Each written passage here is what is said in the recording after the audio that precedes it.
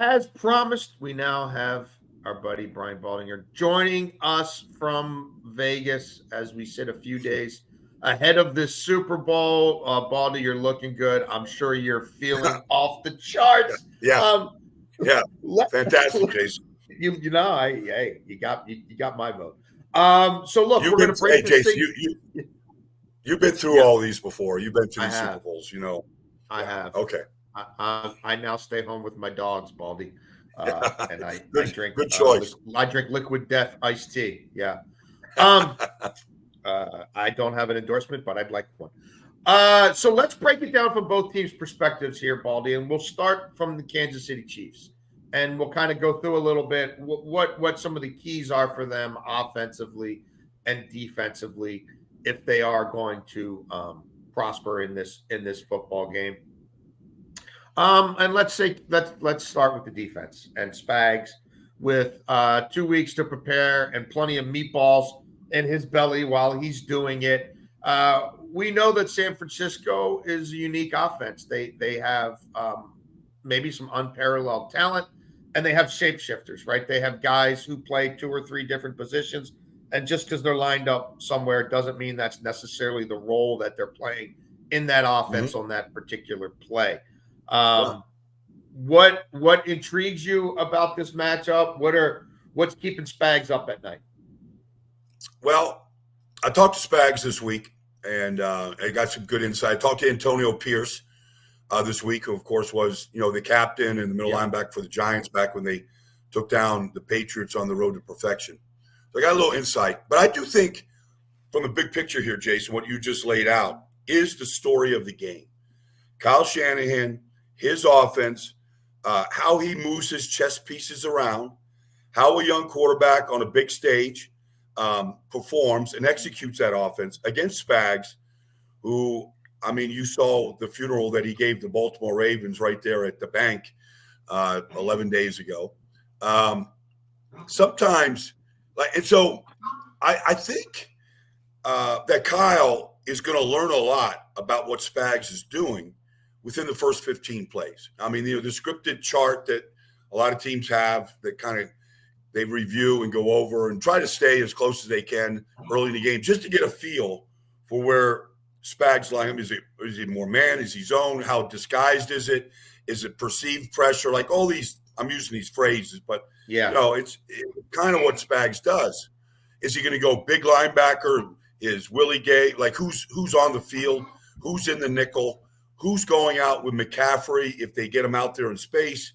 Like I think he wants to take a look at all this, almost like a boxing match where the first 2 rounds are just kind of feeling each other out. Now, if you can do what San Francisco did in the championship game and take the ball down the field, kick a field goal, get points, like, okay, or the second drive when they went down the field and scored a touchdown. In that game against Detroit, Jason, Christian McCaffrey touched the ball in 10 of the first 20 plays. Like it was heavily scripted to McCaffrey. And I think we're going to see the same thing because you can throw it, you can hand it off, you can put him in motion. There's so many different things you can do with him. I feel like he's going to be a key early on in this game. And then in talking to Spags last week, I said, how do you decide, what blitzes you call when you blitz zero and you bring the house? And he goes, honestly, Baldy, I don't have anything premeditated. It's just I'm just always looking for an opportunity, which tells us they're going to get pressure and how they get it there and when they do it. Because I saw them blitz zero on 1st and 10, Jason, in their own area, against the Ravens. So they're always looking for these opportunities in the framework of the game. And the key is, and it's a credit to Spags' players, they have not broken down in the back end. And that's what happens to a lot of teams. When they bring a lot, like the communication is very clean. And I think what you set up and what I've just described, to me, is what I'm most looking forward to the ball's in the play caller's hands. And so how are they going to go back and forth in this? Was talking to someone in the Ravens organization literally just before we started taping this podcast. And this person said that there were some tells that they picked up on with San Francisco. And I remember the Ravens played San Francisco really well. Yeah. In terms of responsibilities for Kittle and McCaffrey and who was going to run a route and who was going to be more involved in pass protection. And this person said, look, I'm not going to tell you what they are, but just do the math. Where did Harbs come from? Where did Spags come from? You know, Joe Cullen, right? How much time did he spend in Baltimore's room? You don't think that Joe Cullen's been talking, downloading everybody in the Ravens organization, right? Because everybody saw on national television what they did to Purdy, what they did to the defense. Now, not everybody has a Kyle Hamilton, but how much can that stuff matter, right? And do those connections when you see people who do some things the way you do and you have personal relationships with, have success against a team in a way that not many people have. Everything's on the table. Like, if you look back, Jason, at last year's Super Bowl, Kansas City's down 10 at halftime, and they score in 4 straight possessions. And 2 of the touchdowns by Kadarius Toney and Sky Moore were off the same motion. And they gleaned that motion from what Jacksonville did against the Eagles for a touchdown and how they handled that motion. They watched that game in Jacksonville, which was week 4 in Philadelphia in a rainstorm. And just from that one play, Jason, they scored basically 2 touchdowns. The Eagles didn't handle it well in either case. And I know one that was like sort of a formation breakdown by Kansas City, but Mahomes kind of fixed it, you know, on the fly. And they got 2 touchdowns to young players off the same motion. So you really don't know. And this is the question I asked at Spags, because I think it's a valid question, Jason. All year long, they live in a 7-day life cycle. And every week they game plan. They're in their lab, and they're drawing up concepts and plays and whatnot, and what's going to work, what isn't. I said, well, is it better if you get 2 weeks, or is that a blessing or a curse? And he said, it can be both. It can be both. You can always find something, but you don't want to overload the players, and you want to keep installing it where it's just too voluminous. But I kind of feel like, even like just knowing Andy and how the hay is never really in the barn. There's always something. And when you have a quarterback like Mahomes, who's been through a bunch of these and he's been out there for 7 seasons, you can always go back in time to find out something that worked between him and Kelce against a certain look. And so, you know, you got to play it out. The big thing for both teams, honestly, is, can you stay on the field? Can you get into your game plan? Can you get McCaffrey his touches? Can you get into any kind of a rhythm for the quarterback? And to do that, you've got to be able to sustain offense. That's what Kansas City did to Baltimore those first 2 drives. They were able to sustain offense. They went for it on the 4th and 2. They hit Kelce, on a sprint right option for a big play to stay on the field. Otherwise, they come away with nothing on that situation. You know, it took a while for Baltimore to sort of, okay, we're not going to let Kelce just walk off the line of scrimmage like this, you know, and the ball's never going to hit the ground. So those are some of the concepts that I kind of feel like we can, put on this Sunday.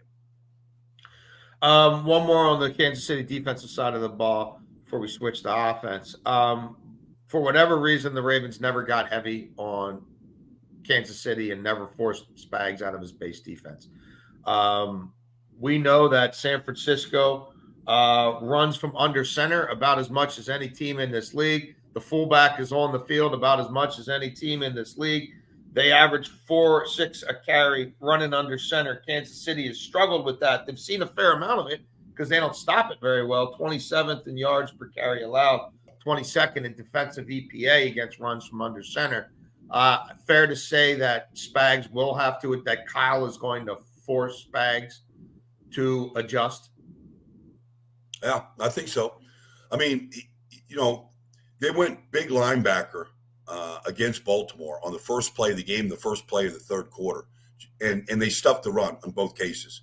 And they just attacked the line of scrimmage. And for whatever reason, it's still kind of a head scratcher to all of us.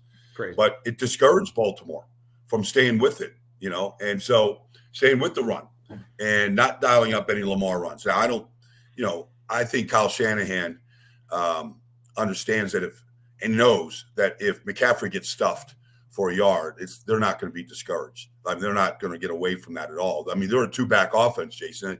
The first guy that Kyle Shanahan and John Lynch signed when they came on board was Juice.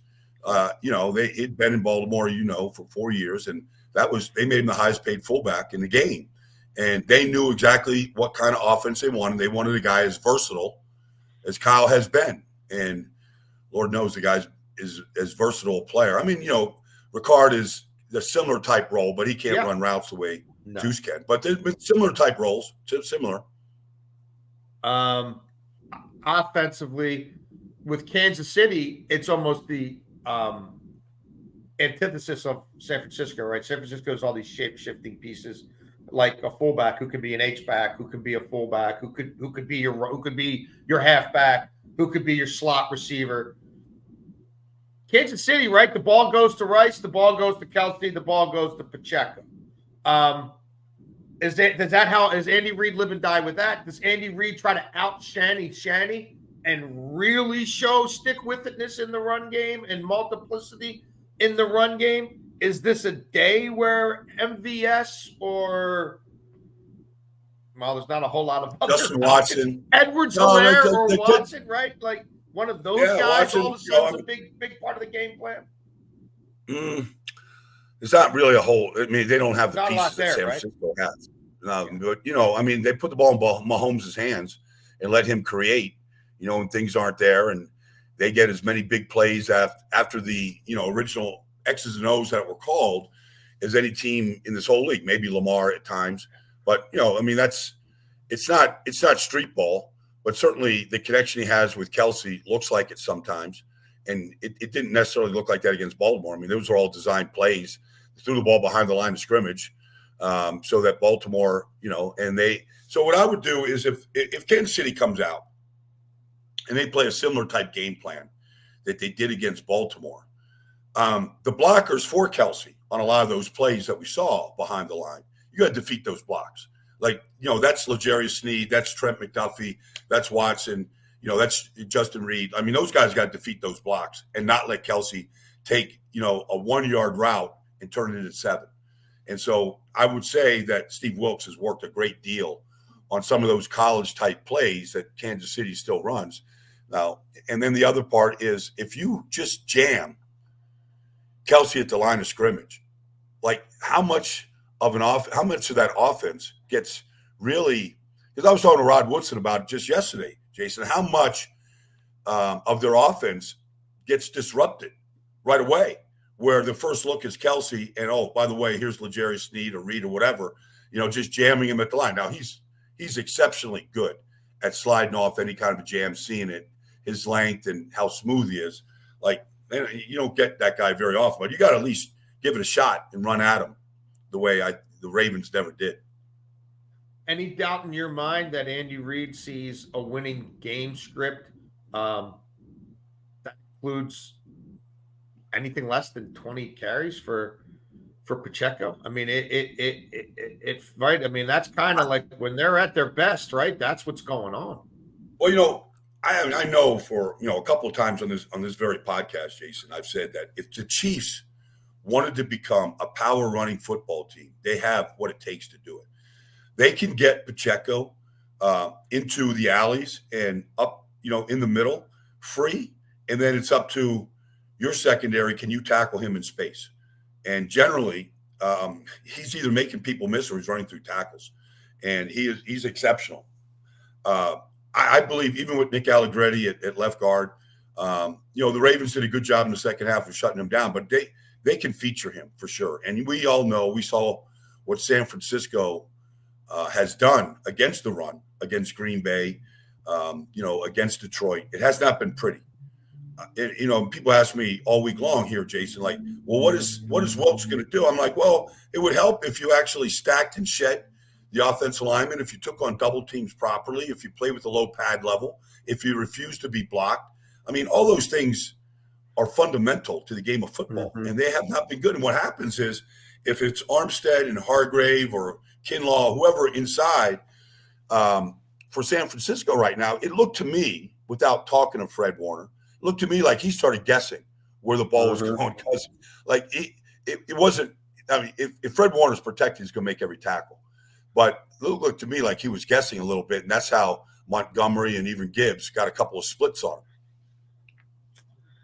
Yeah, and it'll be fascinating to see. How much Andy sticks to the run. I think quite a bit, and sort of how they do it. They have reinvented themselves as a heavy team here in the playoffs.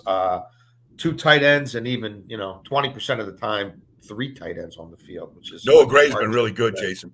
Been a really Yeah, good second I tight like him end. to catch over 1.5. A I lot like of him to catch two balls in this game again. Hope you've been riding that one with me. all right. He's on the field quite a All right. bit, running some wide receiver routes because he's always on the field, and they don't have that many wide receivers. Well, I mean, Jason, me and you right here we're taping this here on Thursday morning. Me and you, I could draw up a play right now for a tight end delay where it looks like, and all the attention's going to Kelce, and you just run the little delay and pop pass, right?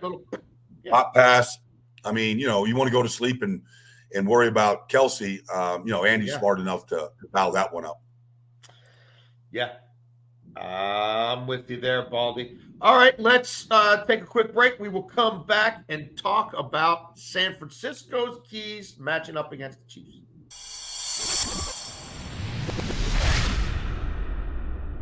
Talked a little bit from the other perspective about all the options that Kyle Shanahan has and his array of weapons. But I tend to think more than anything else, this isn't going to be a referendum on Brock Purdy as much as I think it's going to be a referendum on Kyle Shanahan and managing this game through the run game through all four quarters. We're well aware of his history in Super Bowls as a coordinator and otherwise in big games, and the fourth quarter stats against him, which I think some would say, well, there have been some of these games where he's road gritting people and he decides to go a different way. I think Christian McCaffrey and Debo in the run game will tell the tale for these guys, and that Kyle Shanahan will look at that Chiefs defense and say, do I want to attack 5, 6, 7 guys up front, or do I want to attack the 6 or 7 who might be back? I think he'd rather attack what's up front. Well, Kyle's going to have his explosive plays up, the big chunk plays off play action. Like there's, whether it's first down, generally that's when you run those plays, and he can run them from anywhere on the field. I'm curious when Kyle and his staff looks at this Kansas City defense, what they think the weakness is and how you attack that weakness, because this is a very talented, young secondary that won a Super Bowl with 4 rookies starting last year, and here they are again. I think sometimes, like if you go back to the NFC Championship game last year when Brock Purdy got hurt, Jason, that's a play action pass. It was a shot play, and they got a backup tight end on the Eagles' best pass rusher, Hassan Reddick, and it just wasn't really well thought out, which direction they went. There's Reddick, and Reddick is always in that spot. It's not like he moves around. Right. He's at the left end spot. And he got on the backup, tight end, and there's Purdy holding the ball, waiting for it to pop open. Next thing you know, the game is over. You can't legislate against that every time you call a play. Sometimes you have to call a play and think that the guy can hold up. But in hindsight, it was a really bad decision, bad play. Those can happen. I feel like Brock Purdy this year, though, is doing a really good job of just maneuvering the pocket and moving away from, quick pressure. And so I think a lot is on Purdy here, Jason. They're going to take their shots, and they love to attack the middle of the field. Spags knows they like to attack the middle of the field. Like, how are they going to stop those deep cuts, those in cuts that San Francisco loves? We all have images right now of Debo just sprinting across the middle of the field 15, 20 yards deep, and he's catching this ball in the dead run. And when he catches anything, whether it's a fly sweep, a dig on the dead run, generally he doesn't get tackled, very often. And so and the same thing with Kittle. Both those guys have that mentality that we're not going to get tackled. And so that's imperative, is if they catch that ball, you got to get them down to the ground. Talk to somebody else who's familiar, whose defenses face both these teams. And he thought that all things being equal, ultimately at this stage of his career, that Spags might be okay. Like you can't win every matchup with these guys, right? Like no one has the personnel to take all the San Francisco potential top flight offensive cogs out of play. But they thought that ultimately the ball might end up finding Kittle a little bit, and it would be about what you're talking about at this stage of his career. Is he as explosive as he was? Can you get him down quickly? You don't want him rumbling after the catch. But that living with some of that stuff over the middle, like that might be where the ball goes because of the way they're defending everything else. And that might be a matchup that the young quarterback ends up leaning into because they have a corner, right? And they think they might be able to do the job on Ayuk outside. And, do they have linebackers who might be able to at least contain McCaffrey somewhat? But like Kittle might be the guy who you can live with him getting his as long as there's not a whole bunch of yak after. Well, I mean, honestly, Jason, ever since Brock Purdy took over against the Miami Dolphins last year, Kittle's has just emerged. Like for whatever reason, sometimes it's just a comfort zone with the quarterback. He sees you different. He sees the secondary receiver, the way he finds Kittle. He's been, whether it's touchdowns or explosive plays or targets, it's all gone up. There was times, and this was not a knock on Trey or Jimmy whenever they were in there, but it seemed like he seemed invisible at times, and 7 of his 11 touchdowns last year were from Brock Purdy in a short period of time. So, I can see what you're saying. I'm curious. Brandon Ayuk is their best receiver. He's a great player, and he's a great route runner. But the Chiefs feel like L'Jarius Sneed, Trent McDuffie, like they feel like they've got the best tandem of corners in football, and they might. They do a lot with McDuffie. They put him inside. They blitz him. They play him outside. I'm curious if they would travel L'Jarius. It's not something Spags really does. Travel with Brandon Ayuk and just say, okay, I know L'Jarius would love to do it. He'd love that challenge. He's going to get paid a big free agent, check this offseason. This would be a good stage to go show his abilities against this offense and against Ayuk. I'm kind of looking to see if that happens early in this game. But look, we saw what they did against Baltimore. They had no fear holding up against those receivers one-on-one on those outside shots that Lamar took and said, okay, if you could beat Joshua Williams or Jalen Watson, more power to you. And they couldn't do it. Defensively, for Steve Wilks, you alluded to some of their issues in the run game, and it not all being schematic, right? Some of it is on these individuals, and sort of it's imperative on them to maybe want to play the run with the same vigor they want to sack the quarterback. How much of that can be shored up in a couple of weeks, and who are some individuals defensively that you think are going to have to really stand out for the 49ers here if they're going to become the 4th team to beat Andy Reid and Patrick Mahomes in the playoffs? Well, just like the one Super Bowl game that the Chiefs lost, Tampa just beat them up in a pass rush game. Now, they had backup offensive tackles playing, and people thought it might be a long day, and it was. And, Shaq Barrett and the gang got busy on him. This 49ers defense is led by Bosa. Yeah. It's led by Fred Warner. They're great players. On any level, on any team, they're great players. They play the game the right way. They max effort, the whole thing. Fred never comes off the field. Dre Greenlaw, I remember talking to Fred this year, week 1 in Pittsburgh, Jason, and I was like, how many years together now, Fred, have you and Dre been lining up next to each other? And it kind of caught me off guard because I didn't realize it was this long. But this is their 6th year together, Jason. Wow, yeah. 6 year. There's no other tandem of linebackers even close. This is 6 years together where, they know exactly what each other is doing, and they share responsibilities. And so, they get their hands on a lot of balls. They tip a lot of footballs, Jason, in the middle of the field. They're excellent in pass coverage.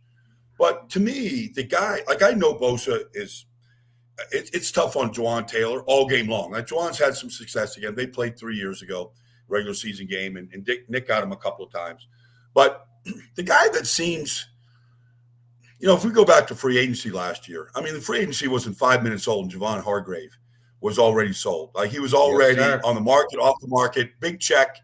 All right, this is exactly what we need in this defense. And outside of maybe a couple of games, we have not seen much of an effect of Javon Hargrave. In fact, Hargrave wears 98, Kinlaw wears 99. There should be a huge difference in their play, right? Yeah. And sometimes I can't tell if it's 98 or 99 on the field till I really look closely. And that's not good, because Javon Hargrave has struggles against double teams, getting off blocks. He has not been a big pass rush. He was first-round pick, but he's not been a big factor in the passing game. To me, Javon Hargrave, he's going up against, Allegretti. He's their backup. Like, if I'm looking for a guy to go make a splash, because nothing can really move Mahomes quicker than inside pressure.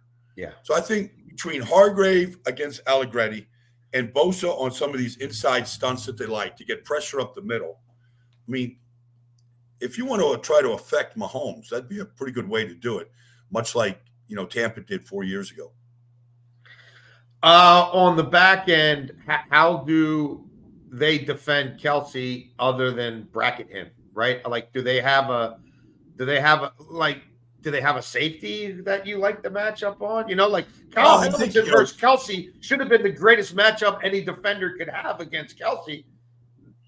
The guy still caught 11 of 11 for 116 and a 19-yard touchdown pass to the pylon on Kyle Hamilton, who played him perfectly and smothered him, but it's Mahomes to Kelce in the playoffs. It's still an amazing throw. I mean, I've seen that thing from so many different angles. We all have. And there's just no other place to put the ball than where he put the ball, which, but also, one of the things that does make Kelce so difficult to stop is just his length, just his pure size. I mean, and then how smooth of a runner he is, and his feel for when things do break down. And because every network that I've seen, when they interview Kelce and Mahomes after, including Super Bowl games, they'll say, "How do you do it? Like, what's the key?" And like, they can't really describe it. Yeah. And it's not a magical thing. It's just, they just have a feel on the field where each other is at, and the eyes go to Kelce, and he kind of knows where the soft spot is, or he knows without even looking, like a GPS thing in his helmet, where Warner's going to be, where Greenlaw's going to be, where Gibson's dropping down from the sky. And then Mahomes just has this ability to throw it away from the defender. And the length of Kelce, his ability just to adjust to a ball. Like there was a play in that Baltimore game where, Mahomes is scrambling and running, and, he flips it late over the middle, and, Mahomes is saying, well, Kelce ran the wrong route again. So we just try to fix it on the fly. And I don't know if there's a defense for that, except that the thing I love about watching Fred Warner, Dre Greenlaw play is how fast they play, Jason. Mm-hmm. They may not have the speed of Roquan and Patrick Queen, but together they play the game so fast, and they fix whatever they're trying to fix. They're good fixers themselves. We don't talk about this aspect of play very much, certainly not from an X's and O's standpoint. But one other area, I like the Chiefs in this game. I've liked the Chiefs in this game since the line came out. One other area that stands out for me, Baldy, is special teams. They've got Dave Tobe, who for me is the best special teams coach in the NFL. Should have been a head coach by now. And they've got a far superior kicker who also has had success kicking in that Harrison Butker building, right? And he knows that building inside out. And those guys are like creatures of habit, and like I feel like special teams is another area where it's often factors into these games, and I feel like Kansas City has a distinct advantage. I talked to Dave Tobe down the field before the AFC Championship game in Baltimore, and we were just Dave, when I talked to him, Dave was doing what all special teams coaches do. He's looking at the field, examining the surface. Is this new sod? Is there a seam here? Like, he's doing all the things. Smelling it? Yeah. Pretty much. And so I said, what can Butker kick one from 70? And he said he's done it in practice. Now, nobody's going to kick a field goal from 70 yards in this game. But, what it told me was just the level of confidence they have. I've seen Butker win a game against the Chargers, kicking 2 59-yard field goals, one in overtime. Yeah. Like he's money. Now, on the other side, San Francisco dealing with the rookie. He's had some misses this year.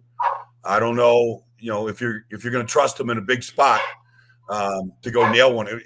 I don't care if it's 40 yards. Like, do you trust him? And I'm not sure what that level is right now. What are your overall thoughts on this game, Baldy? What is in your final analysis the prediction? Like, I don't want to just make this thing so simple, in this analysis. But how in the world, after what we've watched over the last 7 years, do you go against Patrick Mahomes, I don't. Steve Spagnuolo for most of it, and Andy Reid? Like, how do you go against it right now? That the game plan is going to be solid. They generally don't beat themselves. Yeah. Spags is going to make you play left-handed at times. And then, look, there is this feeling that Kyle in a big spot might not look like Kyle in week 8. He might get a little tight. Like, how aggressive and he's got this young quarterback and all this. I feel at this stage, and look, Kyle could break through. I mean, it took Bill Cowher 15 years to break through. I mean, he's here. He's here for a reason. He was on the doorstep last year for a reason. They're very, very good. And look, you look at the way that they structure their star players' contracts. I mean, nobody, Trent Williams, Debo, Fred Warner, Nick Bosa. I mean, you go through the lineup, nobody has and I mean, if you're down the field for a 49er game, you're like, this looks like it looks like Hollywood. Team. Yeah. There's stars everywhere. Juice is a star. Kittle is a star. Like, they're all at the top of the food chain in their respective positions, pay structure. I don't know how they do it all, but they do it. But that's how this team is built. They're built upon their stars. And when their stars show up and shine, they generally win, regardless what the game is. So what's your prediction? My prediction is that Kansas City, I think the line on this game is still 2. Jason, I don't think it's moved. 2.5. Yep. 2.5. And so, I mean, I got the Chiefs by a field goal, Yeah. That's what it looks like. And it might be Harrison Butker at the end to win it, 27-24. That's kind of where I'm going with this. Yeah. I'm right there with you. I'm thinking 27-23, 26-23, 27-24. I'm in the exact same ballpark you are. Well, we get entertained every week by Nick Costas coming on. And look, Nick is very, very sharp, and he does this for a living. And I saw him yesterday. And, he always talks about these games and the line on these games being a sweet spot. What's this? 3 is a natural sweet spot. And it's almost like I still can't believe that San Francisco is a 2-point favorite.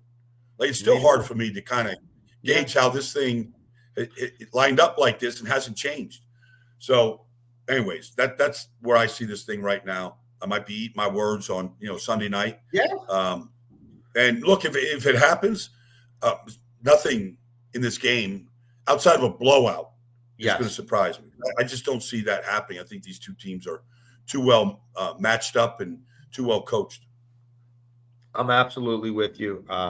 There's a lot of star power in this game, and there's some significant legacies that could be bolstered, or in the case of a Kyle Shanahan taking over the top. So we'll be watching and dissecting all 4 quarters. We will be back on Tuesday.